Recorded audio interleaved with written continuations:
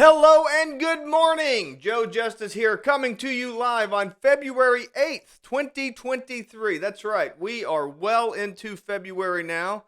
We're in the first full week of February and celebrating our time together. It's a gloomy day here in Charleston. I hope it's a little sunny and nice where you're at. If you're out there skiing or trying to get up in the slopes, snowboarding, whatever it is, I hope you get some decent weather. We've had kind of warm weather here, but you can't always predict Mother Nature.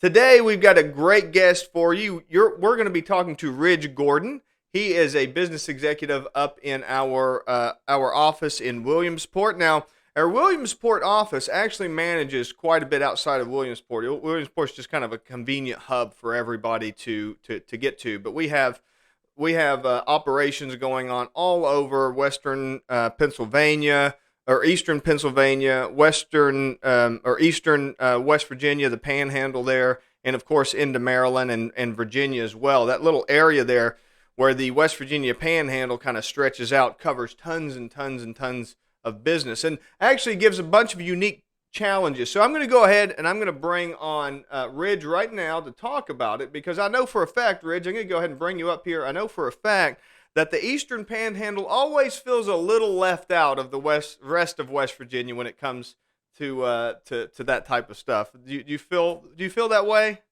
Oh, absolutely. But I think that's part of the charm in a way too, because, we are part of West Virginia still, even though we're so close to DC and a lot of the federal government and a lot of influence from that kind of culture. We still love our pepperoni rolls and we're still West Virginians through and through. But yeah, with that being said, with us being a hop, skip, and a jump between Maryland, Pennsylvania, Virginia, there's quite a nice little mixing bowl of cultures, philosophies, and also, operations on how to do stuff. Well, and that was always kind of the importance. Just a little brief history lesson here for Advantage Technology. We started that office in Shepherdstown, West Virginia, and the idea was, because we handle K-12 contracts, because we handle stuff all over the state, getting up to the Eastern Panhandle is actually pretty difficult. So we knew we would need to open an office up there. So we started out in Shepherdstown, and as time has just advanced from there, we ended up moving it into Williamsport, Maryland, so that we can start stretching out closer there to Washington, D.C. I know Washington, from my experience, and I don't have a lot of experience, but it's pretty insular. They kind of take care of themselves in there, inside the Beltway ridge, but the rest of the area that is pretty wide open, and I really honestly feel like is underserved with IT. Oh, absolutely. And I know, that's another reason why we opened up our location in Frederick as well. Western Maryland as a whole, really is one of the most booming areas of Maryland, just like the Eastern Panhandle of West Virginia. Berkeley County is the highest growing county in the state of West Virginia right now. And that growth is across all boards of industry, from manufacturing to the Frederick, Maryland area, especially. But we're seeing an influx of it kind of branch over toward this way as well, of bio and other, what we would consider high tech industries in the area. It's quite significant growth in the last several years. And I know that there's actually been a pretty big influx of residential people moving into kind of the Frederick and the Hagerstown area as well. Now, it seems like there's a lot of people kind of moving out of DC and wanting something maybe a little bit more secure in those areas. I think that, and also the ups and downs of COVID that everyone had to endure through. Um, that also was a big influence on us. Those bedroom communities directly outside of the DC metro area have grown and expanded. It's pushed those folks closer toward Frederick, toward Williamsport, toward Hagerstown, Martinsburg, Charlestown, and those areas. Those bedroom communities, as a result, are growing not only in industry, but the downtown areas, the folks that are living there are making it their homes, their communities. So I think they're bringing a lot of that with them, and on the same hand, a lot of that kind of forward-thinking, high-tech mindset as well, which is absolutely great for the local economies. But now it's not just bedroom communities. My understanding is there's a lot of manufacturing, a lot of warehousing, and stuff like that going on in that region. Is that right? Absolutely, absolutely. The Hagerstown and Western Maryland, the 81 corridor and Berkeley County, all that's seen significant growth, especially in the manufacturing and warehouse facilities, being strategically close to multiple different interstates and also routes of travel in regards to the Potomac River or their local railways. It's an ideal spot for business, regardless of the industry. That's also a big location or a big reason why we're at the Williamsport location because we're able to serve everybody with such ease, being close to literally everything. And I know, I love going up to that area because I know, just selfishly, it's a really historical area. There's a lot of tourism. There's a lot of historic places, both in West Virginia, Virginia, and of course in Maryland. And I think we deal with some tourism and some of those types of industry. I know we work quite a bit with the Appalachian Trail Conservancy. Do you find any kind of unique challenges in dealing with kind of these historic places when it comes to IT?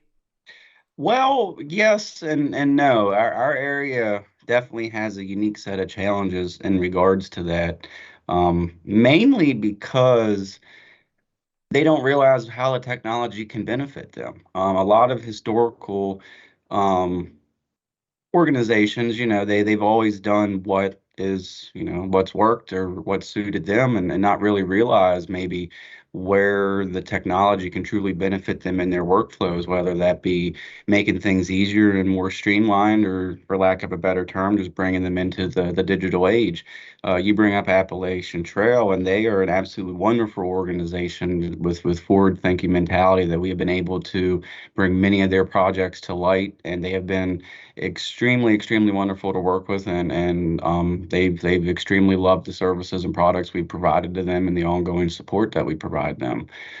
Part of that kind of obstacle in a general sense of the word would be more so of traditionally what's hindered our area has been the lack of connectivity, lack of broadband services, and that's somewhat hindered growth when it comes to technology. But in the last recent several years, all the local county governments, and I know there's been great initiatives in the state of West Virginia and Maryland as well to provide higher broadband to these regions.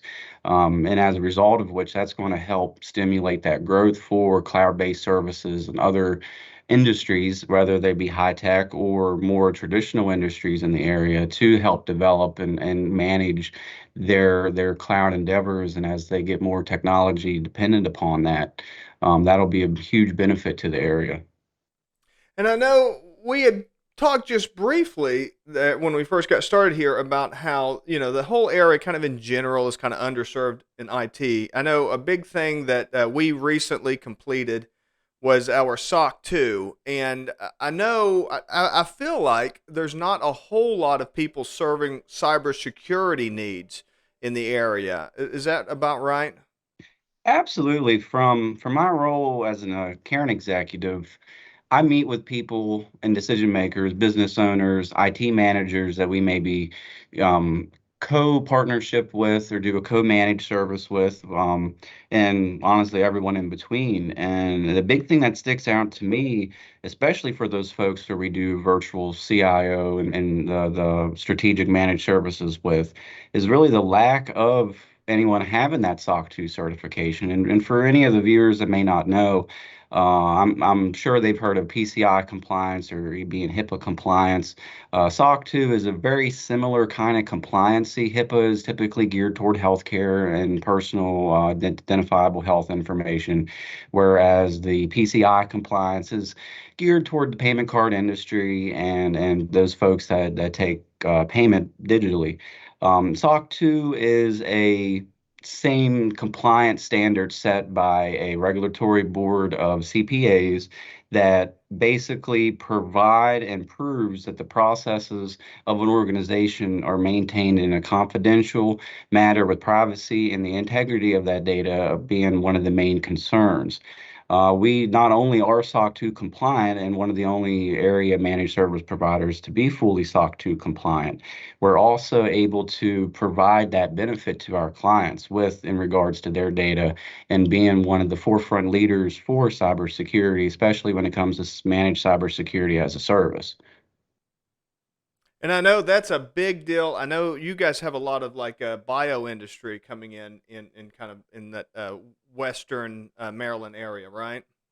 Somewhat, yeah. Whenever, especially more toward our area, the 81, 270, 70 corridors, there's been a huge influx of that. And honestly, with SOC 2 being geared, by a bunch of CPAs, that's, mission critical for any business, really. That's going to be considered, whether that's a manufacturing facility or one of those high tech industries. I mean, the personal data of that business, if you will, the financial records, the who's who, the what's what, that's going to be needed to be protected regardless of the industry. But there has been a huge influx of that as well, correct?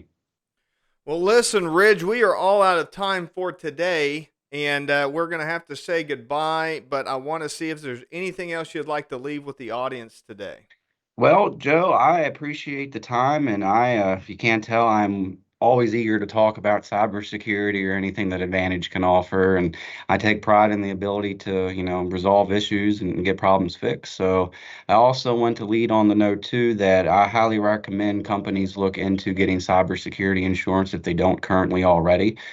For those folks that maybe do have cybersecurity or going through the process of renewals, please reach out to me or reach out to Advantage as a whole. We'd be more than happy to help fix some of those issues and answer any questions you may have. We do indeed have a solution for any issue that may come up on a cybersecurity audit.